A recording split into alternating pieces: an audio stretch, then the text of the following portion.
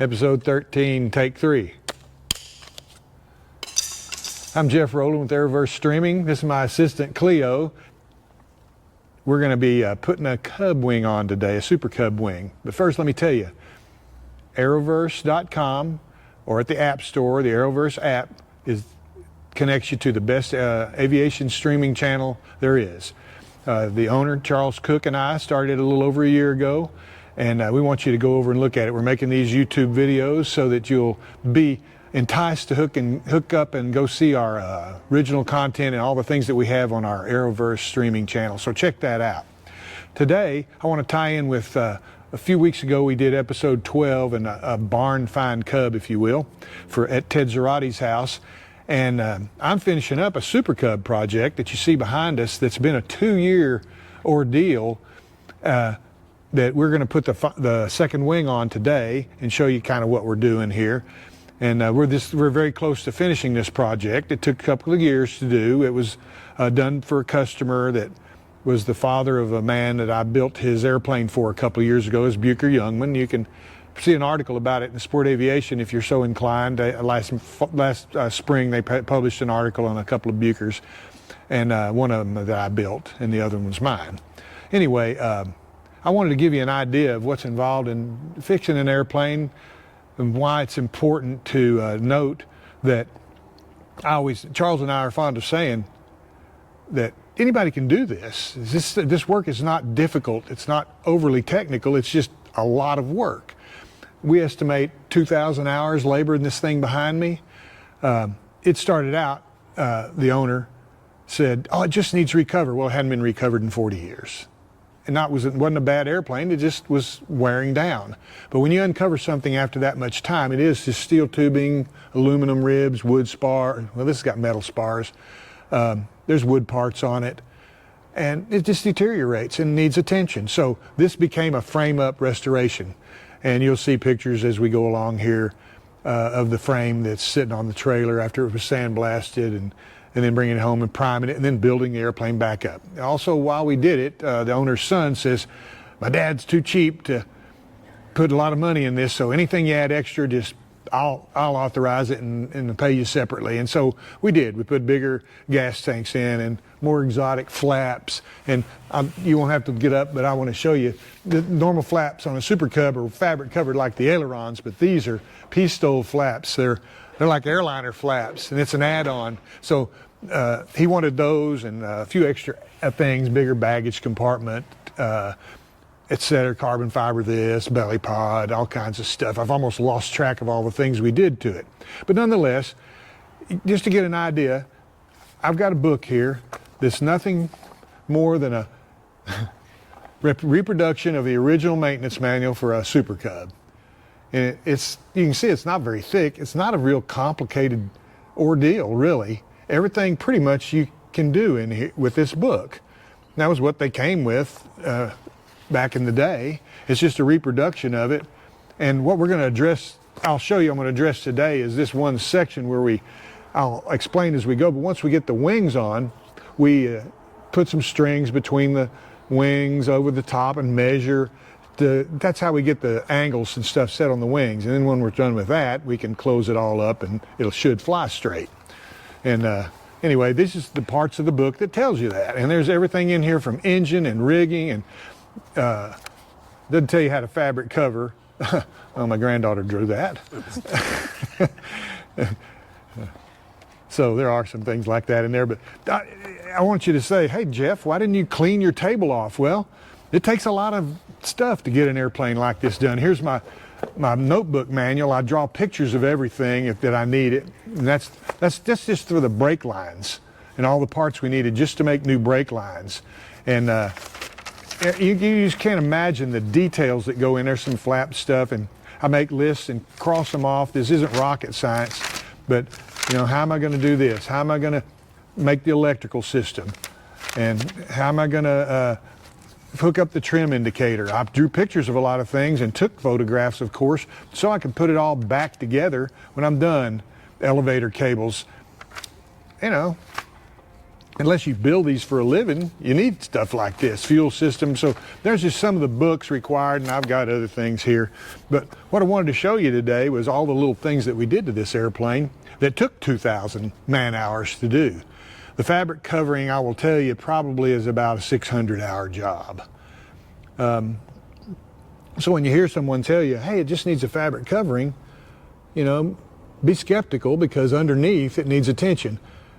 I'm going to go back in total education here, but airplanes used to be covered with cotton, a natural fabric, and it would rot and lose its integrity after 8 or 10 or 12 years. And according to its sun exposure and pollution exposure and stuff like that. Well, when you rip the fabric off of an airframe after 12 years, it's in pretty good shape. I don't think there's any doubt about it. But when you wait 40 years, there's some things that need attention. That's why we went with full ground up. I said, we can't put an airplane out there that's doesn't have integrity. Not just because I like it to be perfect, but it needs to have airworthy integrity. And I remember taking it to the sandblast guy. He goes, well, I've never done an airplane before. I hope I don't hurt it. He didn't even use sand. He used like glass beads or something. And I said, man, if you hurt it, I want to know. This is 4130 chromoly steel, which you're blasting. If you can tear it up with your sandblaster, I need to know. That means it's rusted out. And we check it other ways too, but he goes, oh. I said, like a race car. He goes, oh. So he hit it really good, and it came back perfectly clean, and it didn't have any issues, really. But that makes me know the frame is solid. So anyway, that was not the first step. The first step, I got the wings here and the tail, and I went through those and made all the modifications, covered them, got them out of the way, and then I got the fuselage here with no engine. And I replaced everything from the front back. It's got new firewall, boot cowlings. Everything has been reconditioned. The fuel system was ancient. The electrical system was ancient. This was an airplane that was delivered to the Italian Air Force way back in the 50s or 60s, I guess the 60s. They bought a fleet of them, and then they released them, and so they were spread out all over the world. So it had Italian writing on the instruments and the electrical system, and it was, you know, you guys are into mechanical things. I mean, it had wires literally for the landing lights are almost this big around because they're incandescent lights. Well, we put LED lights, which means we could go to 18 gauge wires literally. And so we lightened the airplane up with things like that, but I did rebuild the entire electrical system. And Mr. Kane's son wanted radios, so I installed a radio, a transponder, a modern ELT, and all that stuff I put back into the battery compartment where it was, and made it where it was easy to work on, but then I had to wire it up to the front. So it's got modern radios, new instrument panel, and updated systems, fuel system, electrical system, all new cables. All that stuff just takes time. And like I said, I was keeping track of it for a while, and I finally just got tired of keeping track of it. I knew it was going to hit 2,000 hours, and I just thought, whatever. So they're going to have a great airplane. Truly is going to be something. And anyway, you want to walk over here and check it out. I'll show you some of the things that we've got left to do, and then we'll stick a wing on. Not to say it's very difficult, but I put this one on by myself with my forklift, and then when I got ready to hook up the struts, I had to call for some help. So Jimmy, my friend that's standing by over there, he's going to help us with this one. Anyway, it takes 2 or 3 people really to do it right, but I did most of it by myself because I'm a hammerhead. They wanted the nice Tundra tires, you know, for people that do this, and it's got a new aftermarket landing gear, a little more structural integrity with a step. Instead of with the shock struts, we went with these aftermarket struts that makes landing a Cub not so bouncy. And everybody that says they've flown with them love them. So Mr. Kane's son, Jeff, ponied up for those. We put a belly pod on it. That belly pod for extra cargo, that thing weighs no more than 10 or 12 pounds. Incredible carbon fiber product. And you can open it up and put like anything in it that'll fit, you know, as long as it's not too heavy. You know, you just pop these little fasteners and off it goes. You got a big cargo compartment there. Oops.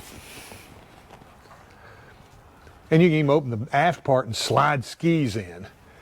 It's pretty cool. You got I added a bigger baggage compartment and put carbon fiber floorboards and stuff in. All this to save a little weight, but to modernize it without losing its original aesthetics. It's covered with brand new Seconite and Randolph dope, a very nice, durable, lightweight process, and very old school also. I can't think of anything in this that we didn't touch. And this is where the battery was in the airplane. And it was a heavy, normal 30-pound, 12-volt battery. So, that's where I got creative. Here, Cleo. That's where I got. My big job is to hold tools, yeah, things like that. Much bigger job than you think. And so I went with a light rate battery. There you can see, instead of 30 pounds, that weighs 4.9 pounds. And you can see the radios, the nav and the comm and the transponder and the ELT. And then I made a little baggage area here. And so all you have to do is pop off this screen and you can work on all those radios back there. And in fact, I left tails on them long enough so you just unclip them and pull them out here. So that was my defense in never having a problem with them. If they were wired in there hard to get to, they'd have broke immediately. But this is a little add-on that I did and built this cage for a little section for some lightweight luggage, if you will. And that's just one of the things. The fuel system was much more convoluted, but there's some aftermarket mods and you can change that all out, which I did. And it just makes the airplane simpler to work on, simpler to operate, and lighter, let's face it.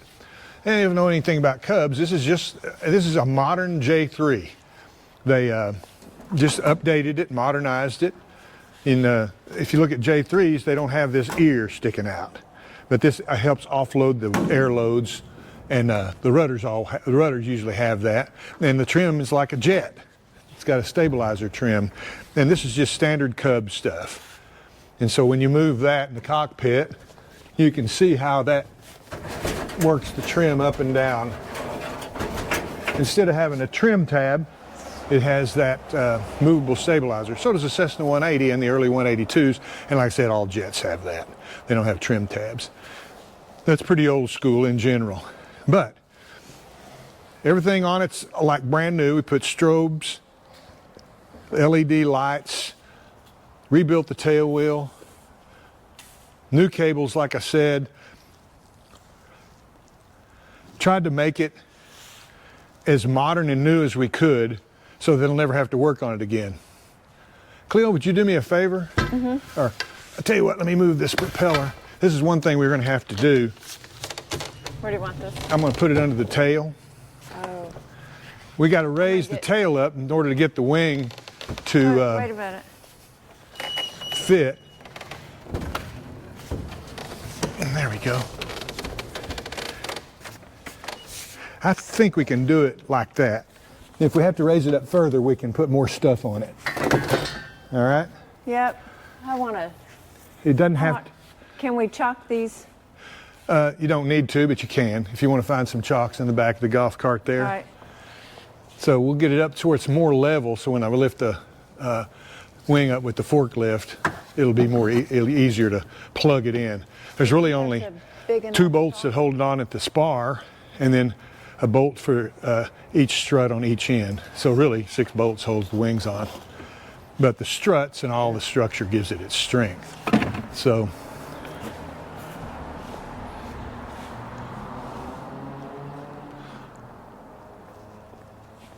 we're going to move the airplane up so we can come back in just a minute and start again. This is I need them to help. I need to get this into the air, and then we'll move the airplane up. You're gonna. I'm gonna get the forklift and lift the wing, and then we're gonna move the airplane up. Jeff. Yeah. Can't roll it off that. Oh no, you'll move that at the same time. Okay. Yeah. I'm gonna fire this up, Mark. Wait.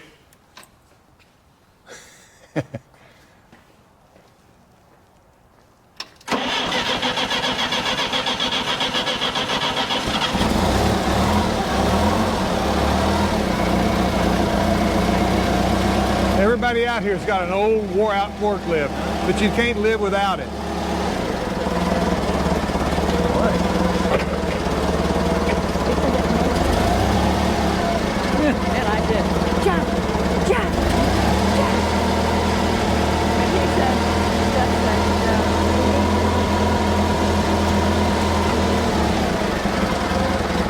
All right, that'll get it close.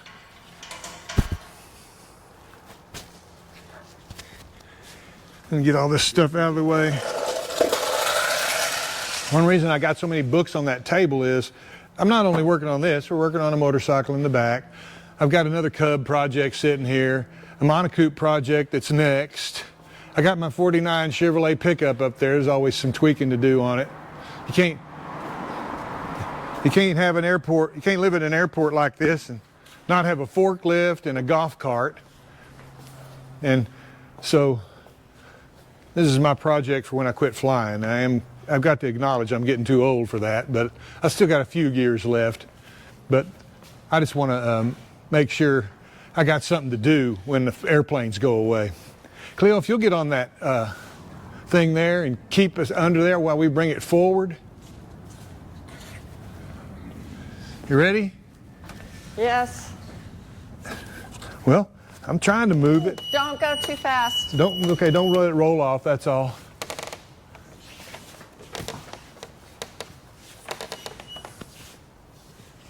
All right, hold on a second. I'm going to move my toolbox. I didn't think of that.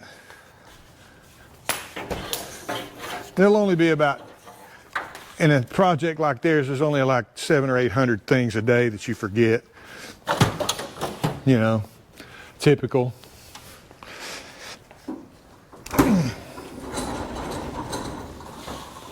Get this over here out of the way. Shots on the big wheel. On the big wheel?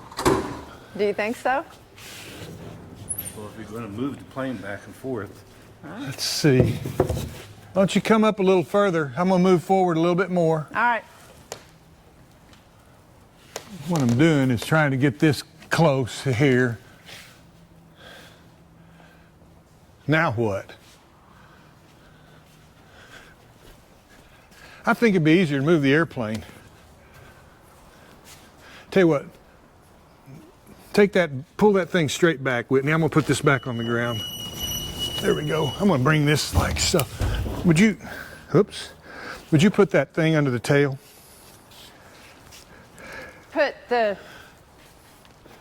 Oh, yes. Just stick it in one of them slots. Ready? Yeah. All right, now move that thing out of the way. And what we'll do is, we'll work this over to where we're really close. It's easier to move the airplane than the forklift. Yeah. You know what I mean? This is going back. I'm gonna back it up a little bit more. Just wait. You know, you think, man, has this guy done this before or what? Well, I did it a couple of months ago at a neighbor's house. He had to put his wings on his Cub. So we did it. All right, would you bring that back up? Yes. Here we go. All right, you're on. There you go. All right. Oh, that's pretty good.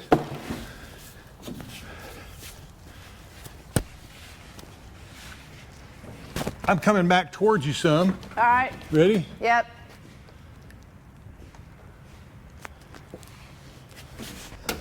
You can see in here I had to take some measurements and bend the fuel lines so that they'd match up with these things eventually.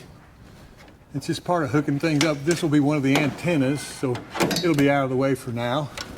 This flap cable will go inside the pulley and to the flap control. This will go in where the ailerons go, and that'll be up there. We'll kind of get everything out of the way, and then we can just put the bolts in and then put the struts on, then we're done. I'm going to raise this up a little bit more.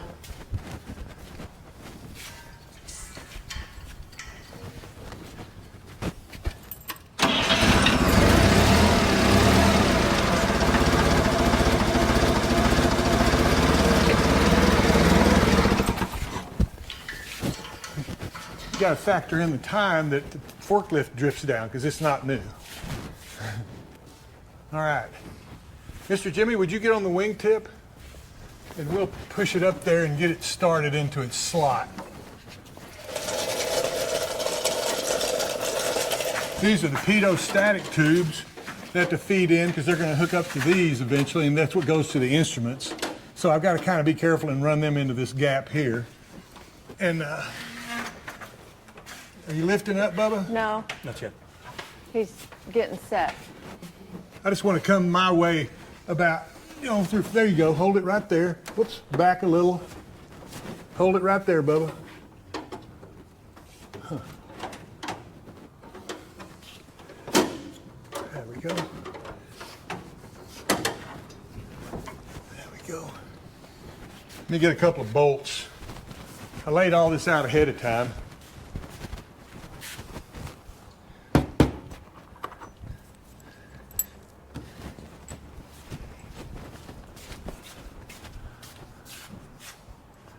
Here, Cleopatra. Just keep working. Would you hold this? Yeah, let me get my hammer.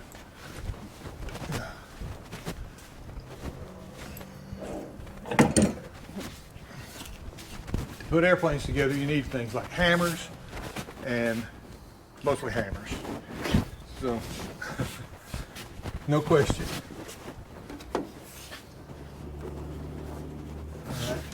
I'm going to start the forklift, raise it up a little bit. Okay, stand by. Oh, and then turn the gas on. Always turn it off in case it leaks. Yeah, I do.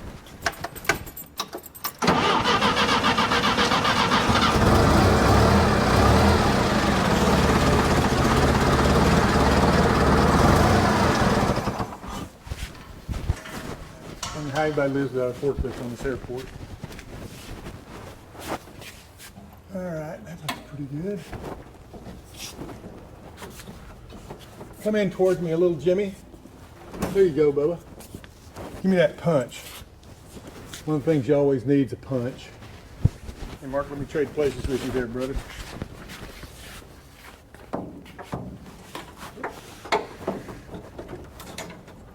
Push it in just a little bit, Jim. There you go. Push it a little bit more, Bubba.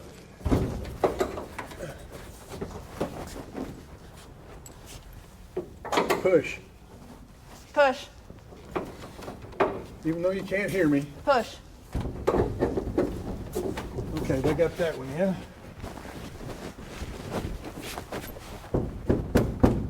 Let's see if I can get this one in. Oh yeah, besides a punch, you need a big screwdriver.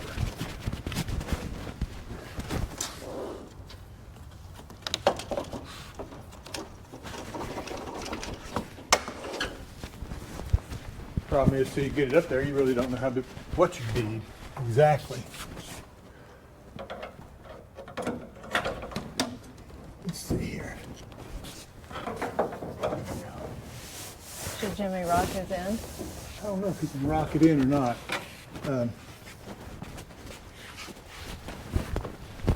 Bubba, it's got to go kind of this way a little. The back one in, but it's stuck. So let me see. Just when I tell you to give it a shove. Oh, here we go. It needs to pivot like that a little bit. Oops. Oh yeah. More? You're doing good. I just need to get the clearance so it'll pop into that slot.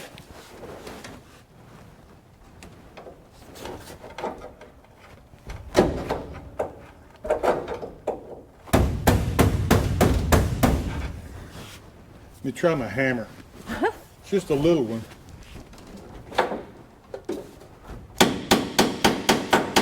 I need to pry it.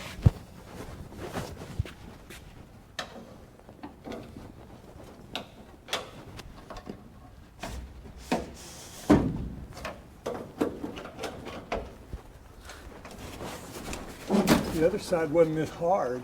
Oh, here we go.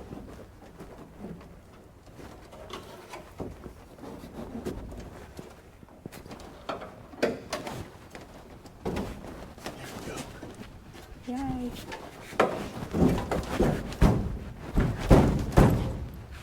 Okay, let me get one more tool, Jim.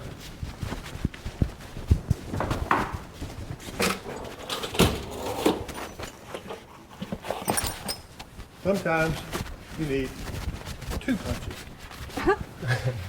not just one. Now get him to ram that tail end in, twist it my way. Put this in, ram it in. This Bring in. it aft. Bring it aft. Bring it aft. Yeah.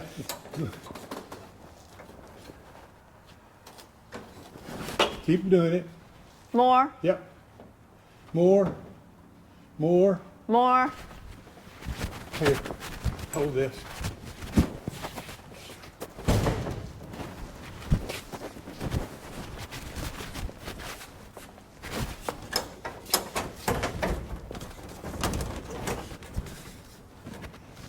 Keep reaching for my microphone and not my hammer.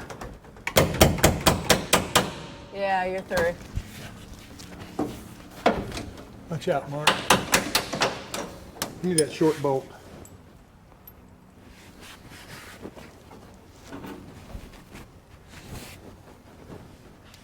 Give me that pointy one first.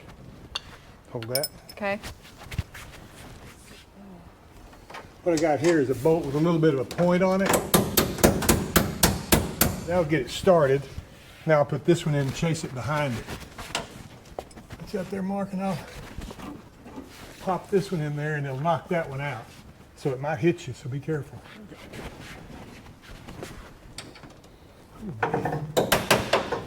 Oh yeah, it's gonna go right in.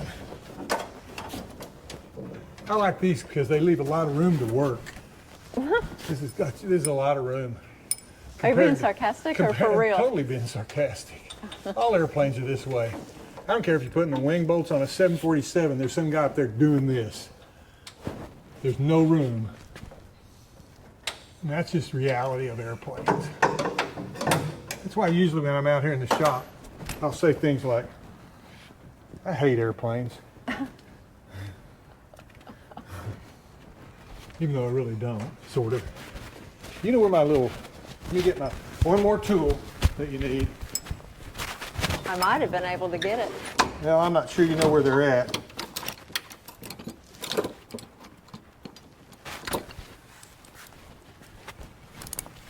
You gotta have doctor tools. Since I'm not a doctor, hey, watch out there, Mark. Ta-da, all it needs is a nut now. Yay! Give me that, if you find that bolt, Cleopatra. Yes, sir. Now, do this again.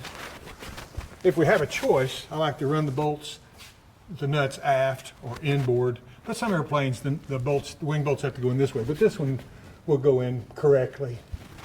If you find my stool, can I borrow that? Yeah. How about if I go get? No, Jimmy's done with that one.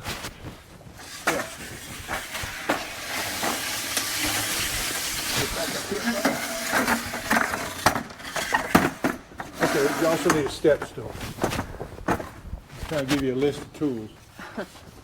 Man, I can't even see it.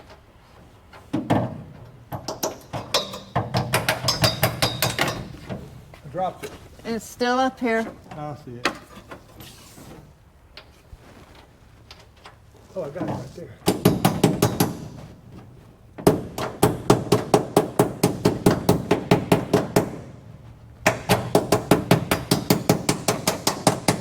Jill, would you hand me that longer bolt? You're the man. Yeah, let me have that. And this is the same thing I just did. Just chase that.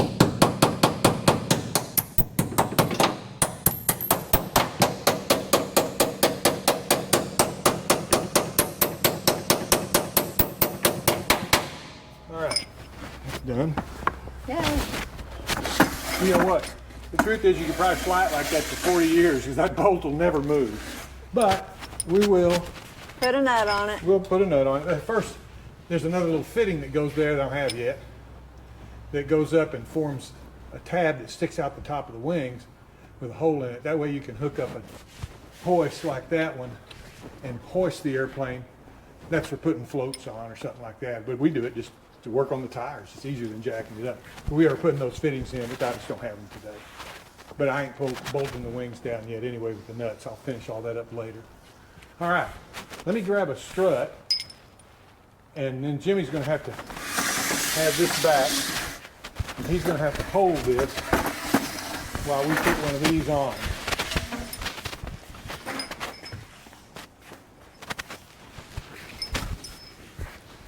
Hey. You see how this end goes on the fuselage. There's one that's hooked up if you want to look at it, but I'll show you what we're fixing to do. This is the aft strut because it's smaller. And let me get the bolts. Do you need this one anymore? Oh man. Well, I really screwed this up. It's the wrong side. Did you? Those 2 bolts that I put in, I need those for the struts. Crap. Are those the wing bolts or the? Yeah. Hey man, give me that back. I got to switch those out. It's not worth doing if it's not worth doing twice. Just like she said, it ain't worth doing if it ain't worth doing twice. And I like to be careful when I'm doing these things because I only want to do them twice. I have them labeled. That's what caught it. Fore and aft, front and aft wing bolts. And this gives me the proper length so that I can put that fitting on it. Here, hold these for me, will you? If this was easy, all the idiots would be doing it.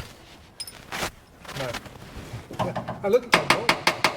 It's way too long. Yeah. Dang. Is he going to hold up on it a little bit? Can you hold up on it a little bit, Jimmy? Push up a little bit. See if it helps. Tell him to wiggle it back and forth, fore and aft. Yeah. Here, give me that. Here, I got it.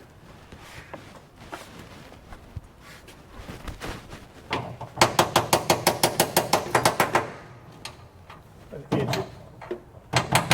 It's so easy, too.